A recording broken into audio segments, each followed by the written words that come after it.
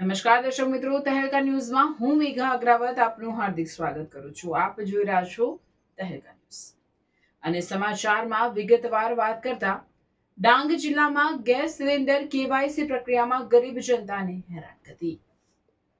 ડાંગ જિલ્લામાં gas cylinder KYC પ્રક્રિયા માટે રોજે રોજ સવારથી ગામડામાંથી ભૂખ્યા તરસ્યા ગરીબ પરિવારો આહવા ખાતે ગેસ એજન્સી સુધી દોડ લગાવી રહ્યા છે, પરંતુ ત્યાં પહોંચતા જ લોકોને મોટી લાઈનોમાં કલાકો સુધી ઊભા રહેવાનો વારો આવી રહ્યો છે. ગેસ એજન્સી દ્વારા કેવાયસી પ્રક્રિયા માટે પૂરતી વ્યવસ્થા ન રાખવામાં આવતા ગરીબ વૃદ્ધ મહિલાઓ અને બાળકોને ભારે મુશ્કેલીનો સામનો કરવો પડી રહ્યો છે.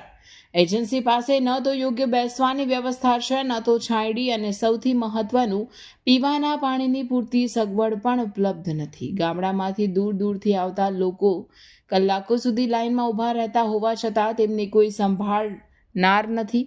ગેસ એજન્સીની આ બેદરકારી ગરીબ જનતાની માનવ અધિકારનો ભંગ સમાન છે. જિલ્લા વહીવટીતંત્ર, પુરવઠા વિભાગ અને સંબંધિત અધિકારીઓ તાત્કાલિક આ મુદ્દે સંજ્ઞાન લઈ યોગ્ય વ્યવસ્થા ઊભી કરવી જોઈએ. ગરીબ જનતા સાથે આવું અમાનવીય વર્તન બંધ થવું જ જોઈએ. જવાબદાર અધિકારીઓ સામે તાત્કાલિક કાર્યવાહી કરવાની માંગ.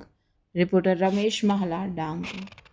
આપણી ડાંગની અંદર એક કાગળિયા માટે મહિના જેટલો આટો મારવા લોકોને ઘણી આદત પડી ગઈ છે. આજે આ લોકો ઘરે ગેસના બાટલા ઘર સુધી પહોંચાડે છે, પણ આ કેવાયસી કરવા માટે લોકો સવારથી સાંજ સુધી છે ને અહીંયા ધક્કા ખાતા છે. આપણા લોકો બોલતા નથી, એનો મતલબ એવું છે અહીંયા કોઈ સ્ટાફ નહીં મળે. હું યુથ કોંગ્રેસ પ્રમુખ છું, મને શરમ આવે આવી લાઈનમાં ઊભા રહેવા. જ્યારે એક ફોનથી આપણે કામ કરતા હોય, લોકો આપણને કહે કે અમારું આ કામ કરી દેજો ને. આજે અમારે અહીંયા લાઈનમાં ઊભું રહેવું હોય તો અમારે શરમ આવી જોઈએ. આ ગેસના એજન્સીના માલિકને ફોન કરું છું, ફોન લાગતો નહીં મળે.